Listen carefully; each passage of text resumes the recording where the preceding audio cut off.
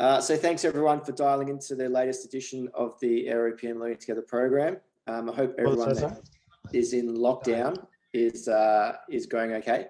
What I will do is, can I get everyone to please press mute on their videos, or on their presentation, so I can not get the feedback. There's quite a few people who run on mute at the moment, so if you will press mute, that would be fantastic.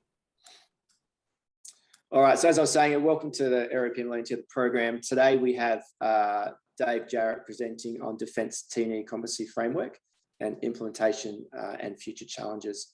So we're very excited to have Dave talk to us today. He's been with us, about 6 or 8 months now, and we're really excited to have Dave on our team. He's doing a fantastic job down there in Adelaide. And what I will do is hand him over now for the presentation. Thanks very much. Thank you. You can hear me now? Fantastic. Hi, and welcome to our Learning Together presentation. I'm obviously David Jarrett, and I'd like to thank AeroPM for giving me this opportunity to speak to you all today about the Defence T&E competency framework. In particular, I'd like to share some of my experiences as they relate to the framework itself, and where I see that there may be some improvements.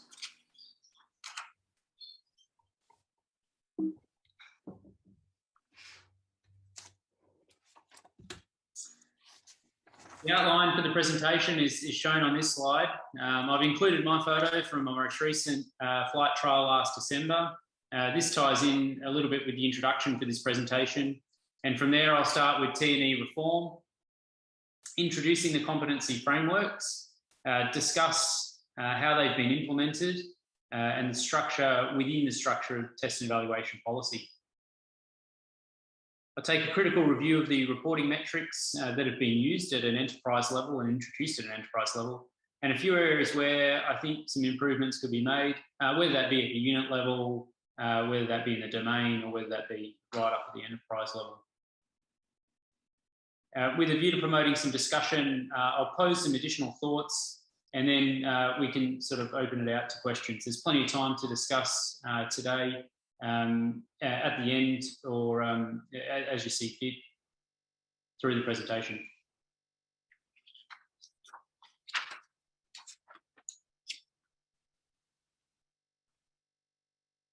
To introduce myself, my background prior to joining AeroPM was as an aeronautical engineer within the Royal Australian Navy. I specialised in flight tests, where I completed a long course rotary wing test and evaluation training in 2010. And I worked in flight tests at the Navy's flight test unit, AMAF2, until the end of 2015. Primarily, my time here involved ship and helicopter integration and included several first-class flight trials with S-70B aircraft and MRH-90 aircraft. Over the same time period, Navy was engaging on a significant push to introduce amphibious capabilities. And therefore, most of my experience was on these types of platforms. If you think Chills, you think Tobruk, which is now retired, that's where I spent a lot of my time. In 2015, as Senior Flight Test Engineer, I was the trial lead for LHD first-class flight trials, which included 4 rotary wing aircraft types, flight test personnel from all 3 services, and 3 months of dedicated embarked testing. The trial highlighted to me the importance of doing dedicated test and evaluation activities as part of introduction into service, particularly given the way Australian capabilities like LHD had been modified in unique ways to support our requirements. As an example of this photo, you can see the fuel hatch penetrating the flight deck on the right of the photo. Originally, fuel hoses would come across from the superstructure in order to refuel. As an Australian-only requirement, we asked for the fuel hoses to come on the port side of the ship, and theoretically this made it easier to load and unload personnel and cargo to and from the aircraft without tripping or crushing fuel hoses. However, the modification introduced significant hazards from fuel spills, damage control, to personnel operating close to the main rotor blades and then tail rotor blades.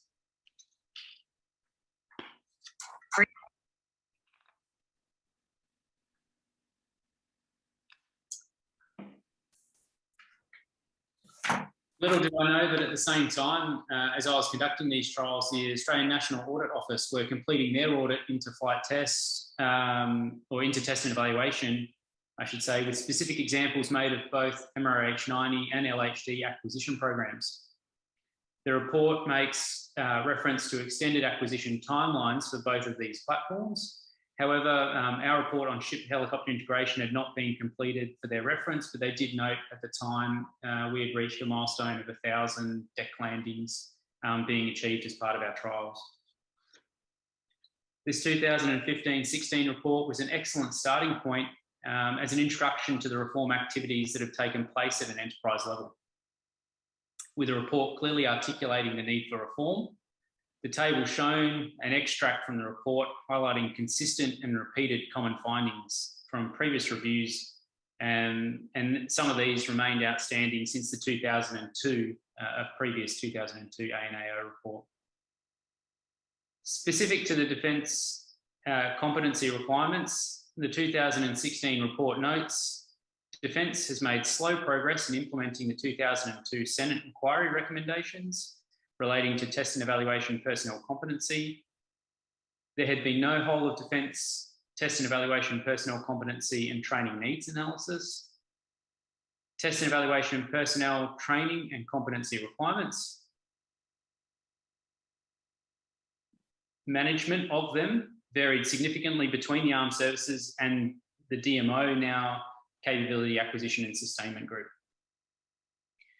The ANAO made their first recommendation aimed at strengthening enterprise-level management of defence test and evaluation workforce. Specifically, ANAO recommended that Defence identifies the training and competencies of the existing workforce, conduct a personnel competency and training needs analysis for the enterprise, and monitors the availability of sufficient, appropriately trained personnel in specific competency areas, and takes steps to address any of the gaps identified.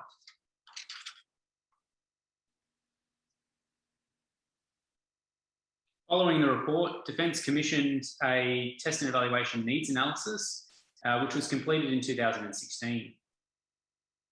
The analysis sought to understand the organisations and people involved in test and evaluation tasks, and sought to rationalise a single competency framework. The framework ranged from test and evaluation practitioner, required to have completed a certificate 4 in test and evaluation, up to a test and evaluation director, who would possess systems engineering with T&E and a project director type competencies. The diagram shown is very linear in fashion, that you would grow up through the ranks. However, program managers and directors, it wasn't necessary that they come in as practitioners necessarily. The report made clear caveats that the level of data provided was limited to objective levels and questionnaires, but they did make several further recommendations, considering a formal mentoring program, conducting a detailed review of available training courses, conduct a more detailed analysis of the benefits of continued or expanded use of certain courses, consider a review of industry, particularly noting the trends for corporate verification and validation activities, numeracy levels based on the use of statistics, in particular with test and evaluation activities, review of duty statements, and development of a defence test and evaluation workforce plan.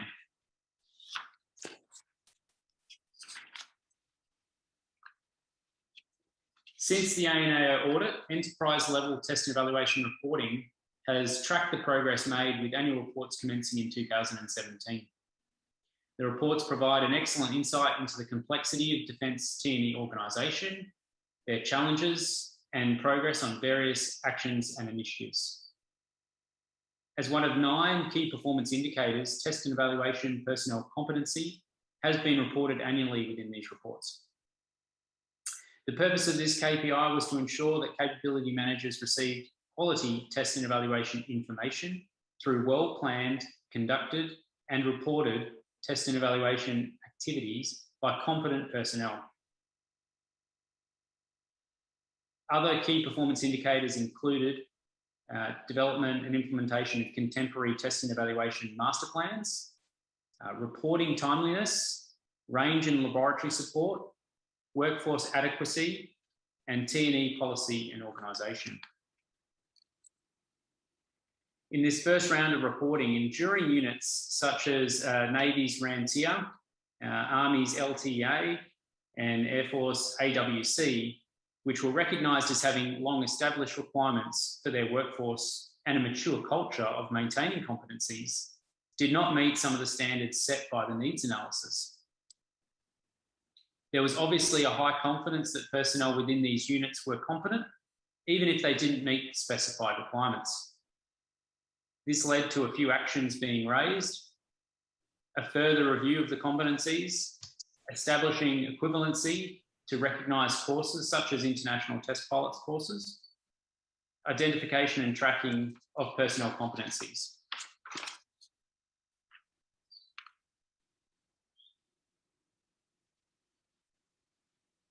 Moving forward to 2019, Defence released the Defence Test and Evaluation Policy. The policy contains several responsibilities for capability managers with respect to competency, ensuring that all personnel operate with an appropriate test and evaluation competency framework, allocation of test and evaluation principle to represent the interests of the capability manager, coordination and assurance of test and evaluation accountable units under that capability manager. And in addition, capability managers were to determine the most effective and efficient means to conduct test and evaluation. This could be by establishing an accountable unit, contracting, or through a service agreement. Capability managers, delivery groups, and test and evaluation accountable units were to ensure that all Defence test and evaluation personnel operated in an appropriate test and evaluation competency framework. In December 2019, the Defence Test and Evaluation Directorate produced a Defence Test and Evaluation Competency Framework. The stated purpose of the framework was to provide detailed guidance to retain and maintain competency of test and evaluation personnel across Defence. The key issue highlighted in this framework was the ability for tasked organisations to provide quality advice. Advice needed to inform capability decisions and reduce capability risk. Touch points for test and evaluation within the One Defence Capability System, formerly Capability Lifecycle.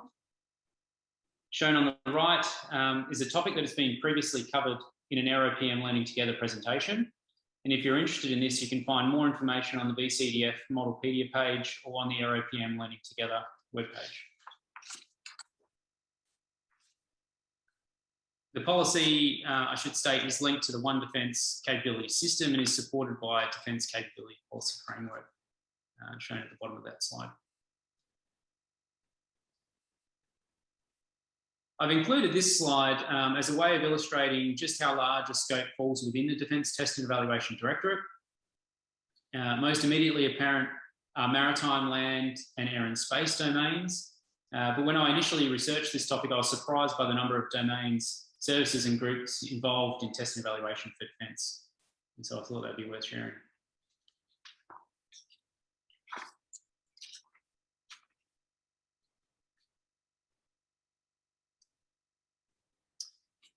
The 2019 Test and Evaluation Competency Framework recognises not only formal education, but includes on-the-job experience and personal attributes as a measure of competency. The stated aims of the policy not only include benchmarking of current competency levels, but also include clear expectation management, a shared language for competency, identification of any shortfalls, and improvement in human resource management.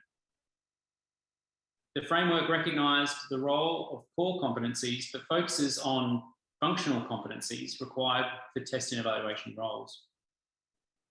The framework outlines roles that test and evaluation personnel may fill and provided 4 key position definitions: strategic lead, manager, senior practitioner, and practitioner, shown on the right-hand side of this slide.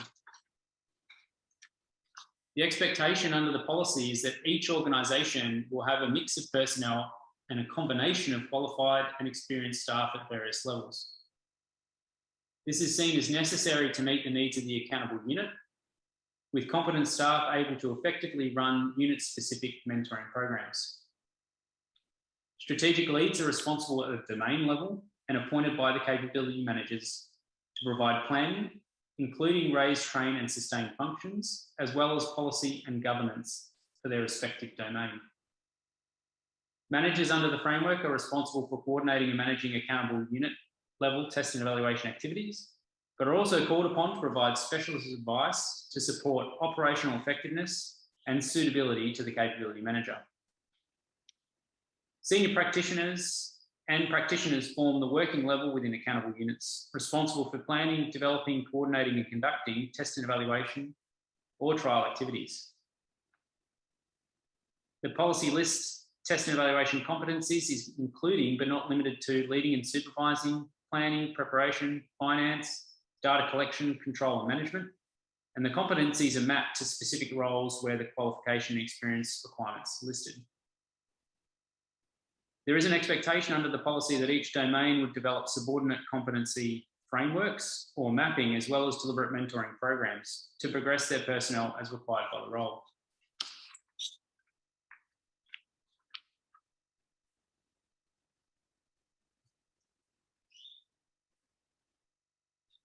Defence now faces both legacy and emerging test and evaluation challenges, compounded by the need to rapidly field increasingly complex military systems to achieve Defence's strategic objectives.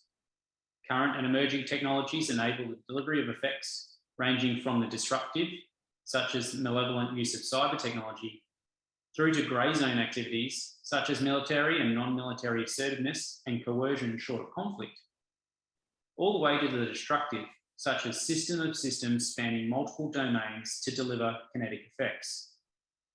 Emerging technologies also provide opportunities for Defence to support the conduct of test and evaluation, such as applying artificial intelligence, data analytics, robotics, or synthetic representations of the T&E system of systems.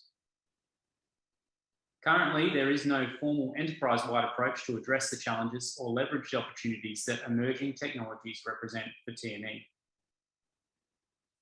Neither Defence nor industry has sufficient fit-for-purpose T&E facilities and infrastructure, nor competent and skilled personnel required to meet the current need or future demands for T&E of these technologies. Prioritisation of investment in the development of T&E skills and competencies is required by Defence and industry to respond to the advances in technology if Australia is to maintain capability edge. To achieve this, Defence must coordinate an enterprise approach and engage deeply across Defence, the government, industry and academia as part of developing a sovereign test and evaluation capability for Australia.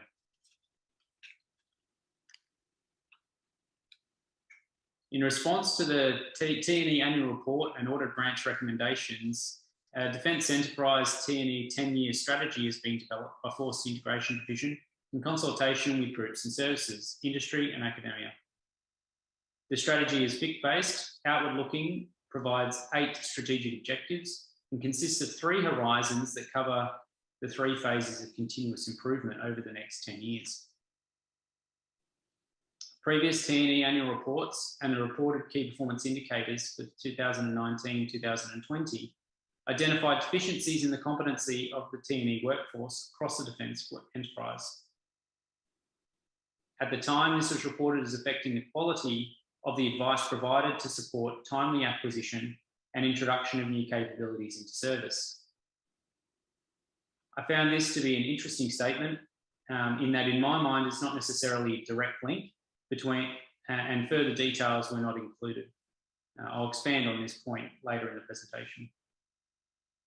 Defence has been increasingly relying on industry to provide competent test and evaluation personnel resources to mitigate the competent workforce deficiency. It has been observed that in many instances, to meet current demand, T&E agencies had to rely on test and evaluation personnel, including contractors who weren't fully competent. However, the problem of workforce competency gap remains a challenge, particularly as there is competing requirements for test and evaluation personnel across the industry.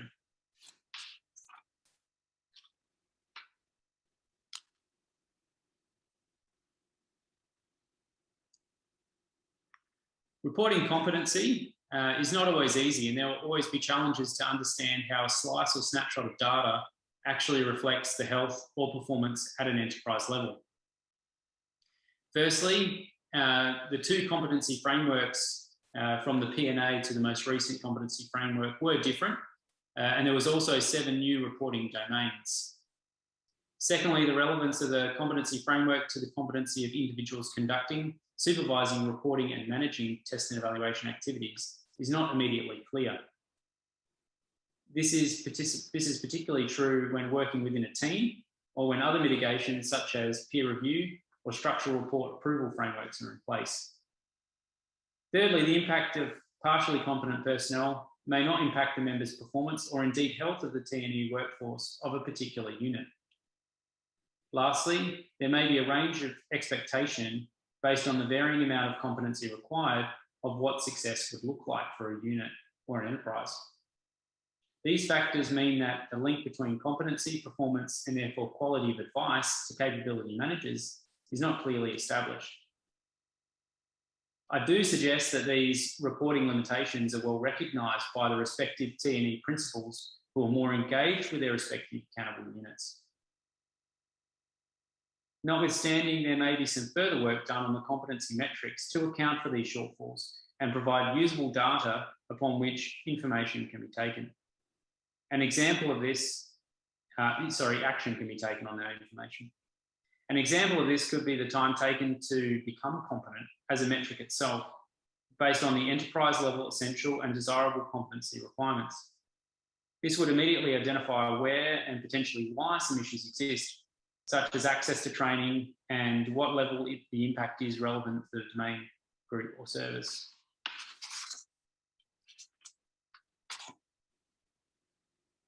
The measurement of workforce strength was something that I had previous experience with as head of a maintenance department at 725 Squadron. As an operational training squadron, we were most responsible for training aircrew and maintainers who would then form flights and embark in mostly frigates and destroyers. The metrics used to measure the workforce strength and training progress were static in nature. Either you had people and they were trained, or you didn't. Because the maintainers and aircrew all operated within Romeo aircraft system that included 2 squadrons and 8 flights, the metrics did not capture the workforce dynamics. Interestingly, better metrics were used to report on aircrew progress, but these were not present for maintainers. In this situation, a metric that measured the time taken to train, including dynamics, and better understanding of the flow of personnel between the respective units would have provided more useful information. Information that could have been used to inform sustainable decision-making for flight stand-up, rotation, and squadron-level tasking.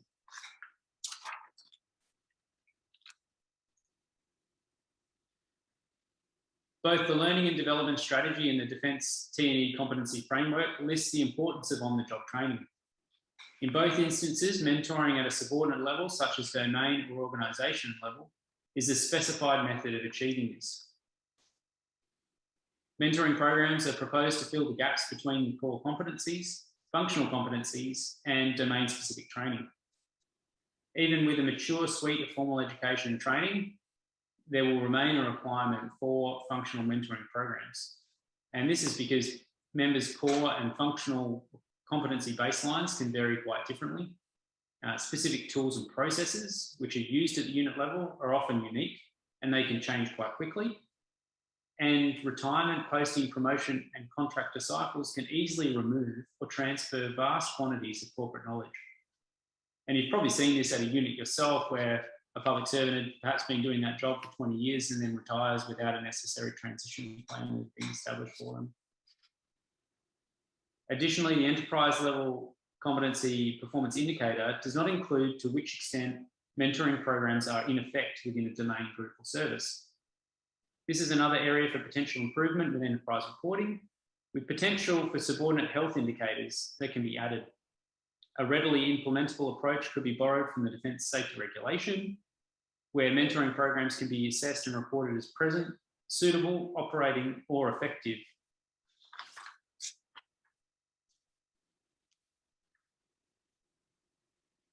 My experiences operating within the practitioner to senior practitioner levels. After completing formal test and evaluation qualifications, I returned to test and evaluation unit, which had specific focus, expanded on and applied the knowledge gained from that formal education. For example, the course focused on aircraft handling qualities with respect to British aircraft specifications and standards, whereas ship and aircraft interface testing required an understanding of RAN, ship aviation facility specifications. At the time, these were DefStan 5000 series documents. During my first trial, the standards were learned, mainly through exposure, and by exception, where there was an issue or a problem, you would understand and look into that area further. Another example was in the conduct of deck motion limit analysis, where qualifications in vehicle modelling and simulation had to be applied to the ship and aircraft frame of reference. In these instances, there was no formal mentoring program for competency assessment to conduct these tasks. As part of my transition into the senior flight test engineer position, I introduced a formal mentoring program that grew over my time to include deliberate activities to build that competence in the fields and subjects required to be an effective practitioner in the unit. Whilst this seems fairly logical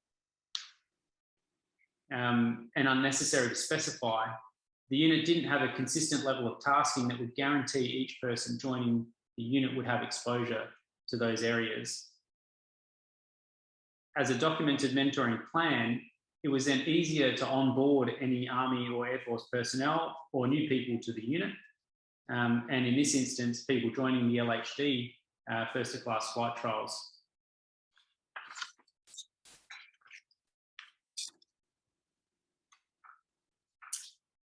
So Defence facing both legacy and emerging T&E challenges, compounded by the need to rapidly field increasing complex military systems. So time is now a factor of how we get competency into our workforce.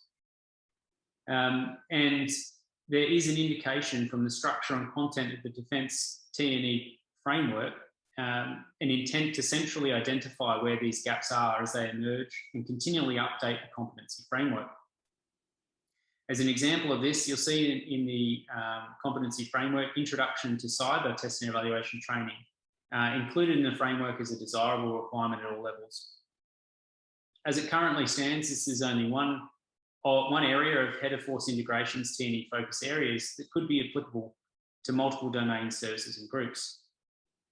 And simply based on the size of the enterprise and scope of test and evaluation being undertaken, this process of identification through to training package implementation and competency framework amendment would unlikely keep pace with these focus areas themselves or changes in those technology areas.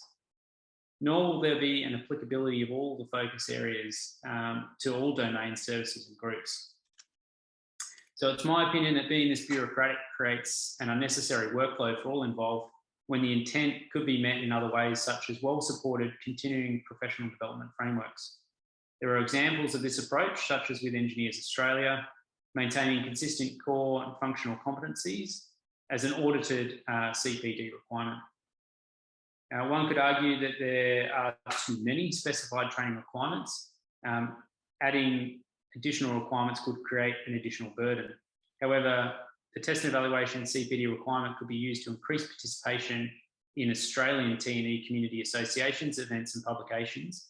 These are directly relevant to test and evaluation enterprise. The suggested approach would be including CPD requirements within the competency framework and/or leverage the existing CPD frameworks.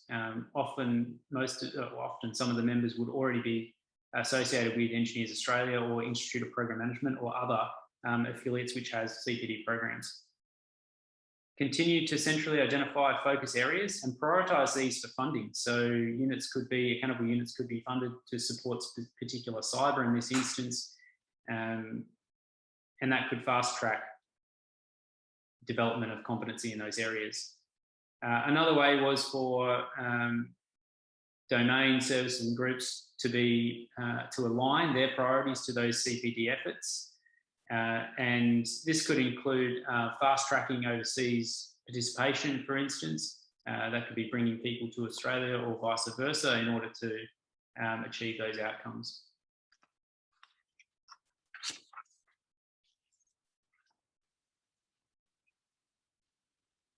Having been fortunate to attend and present on Australian test and evaluation programs to 2 international forums, I'm a strong advocate for their value proposition to defence, particularly in niche areas or fields. This slide is just a sample of organisations that support CBD outcomes through programs of education, training and conferences. And I do note the intent to create and run local test and evaluation conferences, and I understand progress in this is well underway. This will assist with cross-pollination of defence internally, and I certainly recommend expanding this out for external and international participation where possible. In a post-COVID world, participation virtually may also make this more cost-effective, and this should also be encouraged.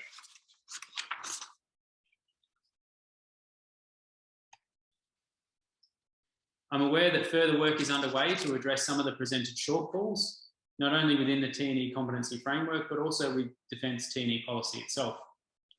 Hopefully these changes will incorporate some outcome-based approaches to enable and empower units to raise, train and sustain their test and evaluation workforce in line with defence objectives.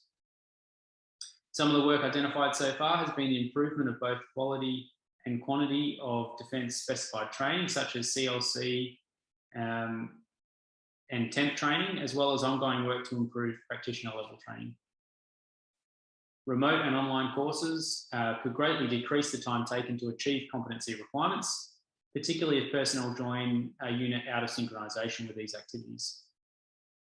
There also remains an outstanding action to formally document and align Defence T&E competency requirements for both individuals and positions.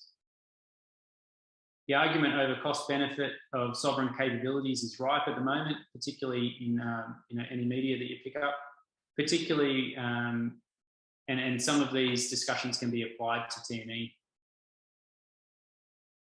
Proactive use could also be explored further, including in a predictive capacity to meet future needs in terms of overall workload, resourcing and competency requirements. As my last thought, the role of contractors within defence test and evaluation environment.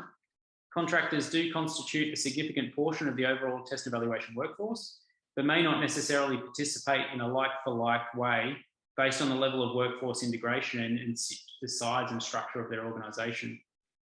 For example, corporate knowledge gained from a contractor may not be shared, particularly important when contractors are sought for roles within those T&E focus areas and where there's not a lot of depth there or opportunity to share up, down or across.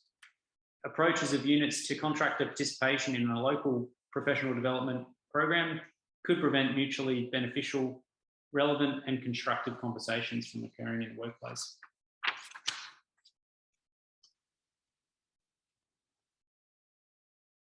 And as it comes to closing this presentation, I'll just recap what I've gone through. Whilst it appeared to be lagging in the past, particularly based on the 2015-16 ANAO report, Defence T&E at an enterprise level has taken shape. The effort expended within the past 5 years has been significant, resulting in a common policy and competency framework. Coming from a practitioner level, the scale of an enterprise level approach, including stakeholder engagement, and all that is required with that must be appreciated. I've discussed the status of the implementation based on enterprise reporting and looked at 3 areas for potential improvement. They're the competency reporting metrics, the use of mentoring programs at a unit level and building up, and continuing professional development. As these are my thoughts based on the available material, I'd certainly appreciate any comments or questions that we have now from any of the participants involved.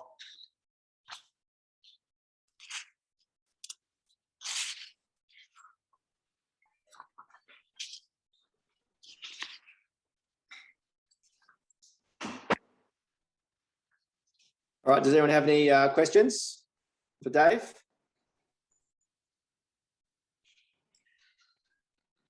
Yeah, I've got one, Frizz.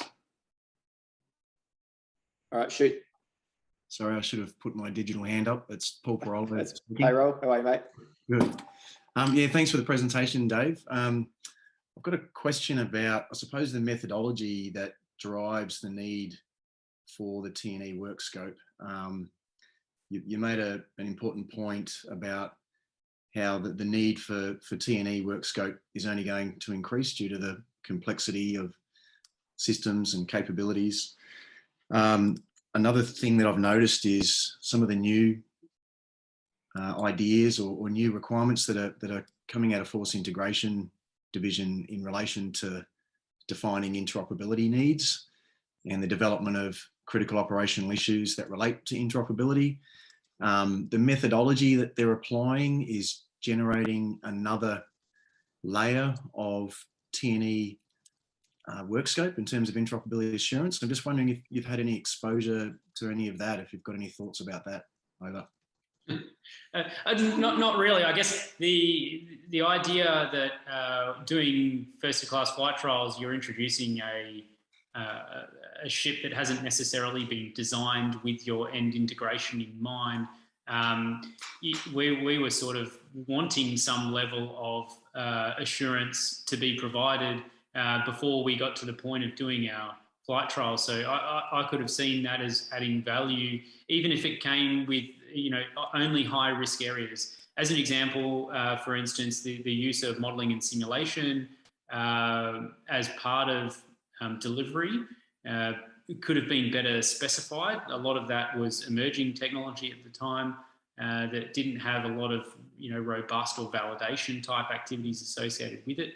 That's improved, but that's perhaps one area, you know, based on my experience, where you know, identification of those critical operating issues from an integration perspective may have allowed us to better manage the hazards associated with doing the trial itself, but then also with the capability outcome that you're looking to get. I don't know whether I've answered your question there. Is that on the right track? Yeah, I think so. I mean, you're basically saying that certainly understanding what your COIs are, which then drive your measures of effectiveness and suitability, etc., that then drive your T&E program. Good to know that up front. I suppose I was also looking at it from the other angle, in that the approach that FID is applying at the moment, the methodology, they're using strategy and concepts to drive the COIs. And so, for example, for Integrated Air and Missile Defence Program, the original list of COIs was about 600 lines long. So if you had one or two MOEs to then you know, provide evidence that your COIs have been addressed, you're looking at 1,200 plus MOEs. So yeah, we're having an interesting. I think most of the capability programs are working through that, so that, like you say, you can actually add some value at the product level by defining those interoperability COIs. But I think the methodology is still under development. Yeah, right. Okay. Is there anything you want to expand upon your exposure to that? How you've actually solved that problem or made it more usable for you? We haven't solved the problem yet. We've actually got the interest of Head of Force Integration, which is good. Yeah. So she recognises that we need to rationalise the original list, but we're still working through the methodology with the interoperability assurance team in FID. Okay.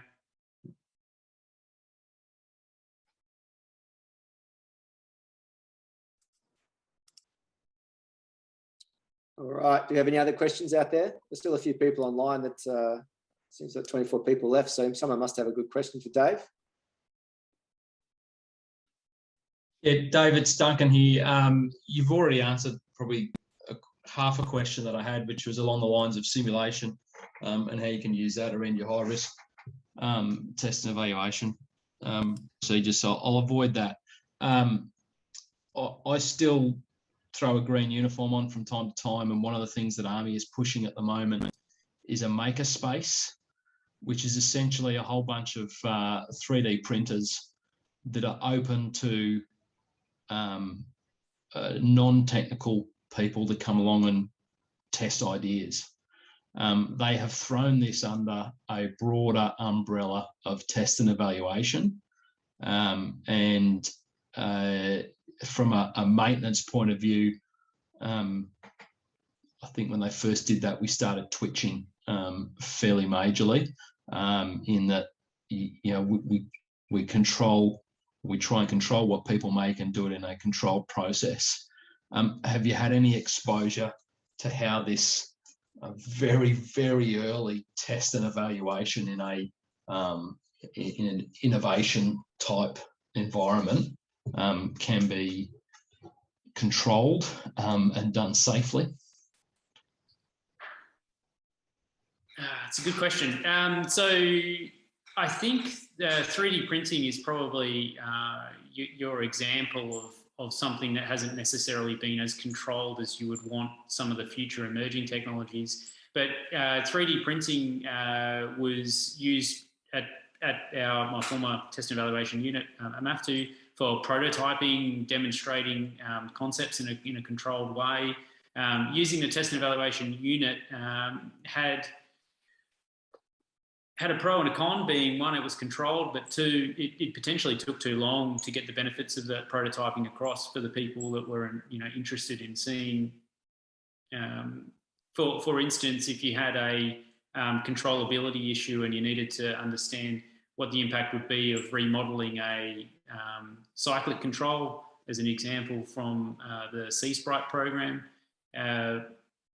you could rapidly print up a revised cyclic stick, reposition all the buttons on it, and then go and test it on the ground in an aircraft without too much of a consequence. But I could see certainly issues where, if that was in an uncontrolled manner, introducing that, you may not have the same test and evaluation framework approach to understanding what you're looking at, to identify issues before looking to field it or getting the support to rapidly field it. The emerging technologies that we were talking about, I think the main part is getting that competency level up in those fields to understand what you need to look for. I think probably in some of those, if we look at AI, for instance, we are in a stage where we don't know what we don't know, and it's hard to then implement a proper framework for bringing that in. Is that where you're talking? Yeah, I think so, mate. And thank you. I think that's probably what I need to go and talk to my reserve people about is how they can get better at providing that sort of oversight and encouraging we don't want to stifle the innovation that people are going to come up with, particularly within the reserve, where you've got people from all walks of life in a number of different roles. Great to get those ideas out there, but once those ideas have, I suppose, materialised in a nylon printed prototype, we need to be better at being able to then follow fairly quickly and efficiently a process that's going to test it and make sure that the next step can be safe as well. Yeah. Thanks, mate. I think, and sort of as a follow-up to that, I'm aware that some the sandbox type concept of being able to use that from a systems perspective is also being rapidly developing with some of the prime supporting platforms in Australia as well to rapidly field or try and open up the architecture for particular platforms to enable that type of work. As you say, to try and shorten the time fielding capabilities is certainly something that's emerging. Yeah, good point. Thanks, mate. Cheers. Brilliant. Thanks, Duncan. Any other questions before we wrap up? Yeah, Frizz, it's Jamie Purton here, mate. How are you? Yeah, good, buddy. Yourself? Yeah, good, thanks, mate. Look, I guess one of the experiences I've had over the last few years within the T&E space is that we seem to set up, the project seems to set up all these T&E manager positions. But obviously, as you probably understand, it's nigh on impossible to get appropriately qualified people. How is AeroPM and the wider industry, our wider industry partners, trying to address these deficiencies? I know, from my perspective as T&E practitioner in Jacobs, it's difficult at attracting the right people. How are you guys and the wider industry partners trying to address that? Are you looking at additional training across the board? Are you just focused on recruiting from our other industry partners or defence, or it's just really difficult, I guess. It is extremely difficult, and I think you've obviously circled in on the T&E, but across the board, across defence in general, it's very difficult at the moment to recruit. But if you look specifically at T&E, yourself, you know it very well, but for some of the people on the forum here, you've got your long course qualified individuals who spend the 18 months overseas in the UK, US long courses. Then you've got the short course trained individuals that sit through mostly either a 6-week course through one of those two organisations, or traditionally a Nova run T&E course here in Australia. So it comes down to really what Defence are looking for. And, Defence always asks for a long course qualified individual that can really be filled, that role can really be filled by a short course trained individual as well for a large portion. I'm not saying the whole portion of the program, but for a large portion of that program, a short course trained individual would suffice. Organisations like ours, we're relatively new, just over 3 and a bit years now, growing. We don't have our own in-house training program for every single function that we could possibly use here into the defence industry. But ultimately, we're looking to Defence as well for some of the courses they're developing right now from a T&E perspective. And I know Amay and a bunch of his teammates are also looking at supporting Defence and growing those training courses. So AeroPM, we employ people that come to us, and if they have a T&E or an engineering or a PM skill set, we'll find a role that they're suitably and are well fit for. But we need to rely on external training providers at the moment to support our growth of T&E professionals.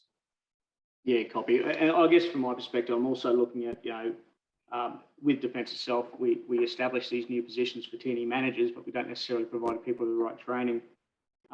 Noting the T&E familiarisation course, and the other T&E specialists could probably agree with this. It basically teaches you how to spell T&E, but we don't actually get the competency out of it. So I'd be interested in getting a wider view on how we actually gain those competencies, how we develop those competencies of people that have done that basic training. And you also look back at the client and what the client is asking, and what the client provides. So, sometimes it's the horse before the cart. They want a long course trained T&E person to do some work that you don't even need a T&E person to undertake, right? You could literally get a project manager or an engineer to go in and fill out, a whole bunch of the temp, right? So at the end of the day, you have to convince the client that they don't need a long course qualified T&E person for an entire program. They might need them for 2 weeks here, a month here, testing here, report writing here. But for the rest of the time, if we can convince them that you can fill a large portion of a T&E program role over the life cycle of a capability acquisition program, not just with a long course qualified T&E person, that's where we start to win the battle. It's Rich here from Air Warfare Centre. Just as an observation on some of those comments, I guess as being a customer, a lot of times CASG don't really know what they want, and we are going through a process of educating for each position, of saying whether those positions need to be long course or short course trained. And so we've gone through every project position and tagged that. The problem we've got fantastic. It's really easy to know what a long course person, what skill set they have. But a short course, someone could go and do a 2-week Nova course, have never done a single practical activity, and they're short course qualified. And certainly within Air Force, there are limited opportunities for us to develop short course trained people to be able to fill jobs within CASG. So that's a bit of a limitation, and we're certainly working internally to try and find areas where we can develop our own people to grow them. But industry has similar issues with being able to recruit people who have done short course training but have adequate experience in actually performing T&E. And some of that comes with, as a provider of resources, is that unless that person that we're providing has had experience previously, they won't get picked up by the client either. So it's a push and a pull situation. So are we artificially, is the community artificially constraining the growth of T&E capability at both ends of the counter? I don't know. It's a tough one to discuss.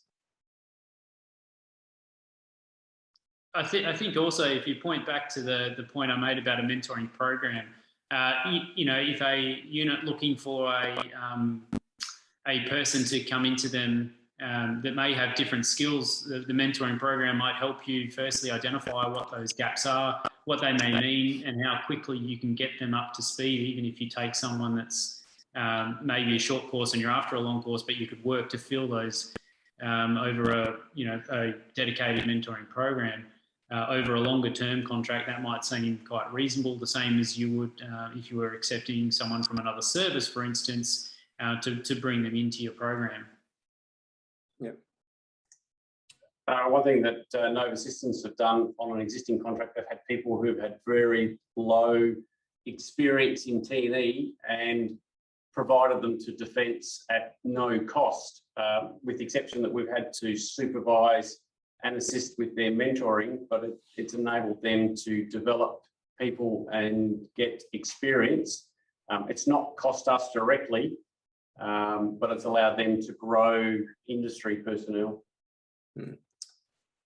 Yeah, we do a similar thing with our grads and interns, you know, at the lower level. So putting them in at free of charge to Defence until they're ready to be brought up to speed, and that's not T&E specific. It's actually, you know, across the board. So, you know, it is, you know, running a small business, you do have to also weigh up the cost of putting out resource without generating revenue. You know, larger businesses can probably absorb those costs a little bit more than a smaller business. But it's a really good initiative to do if you can.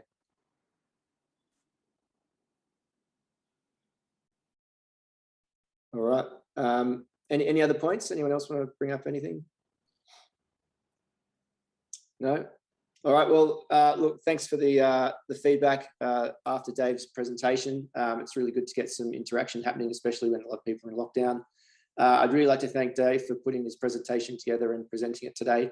You know, it's fantastic to be able to talk to and with the wider defence industry, and hopefully provide them with some valuable information and opportunity to learn from someone with skills like Dave has. So thanks very much, Dave, for doing such a great presentation today. And we'll be running another presentation next month with a topic to be announced shortly. Thank you.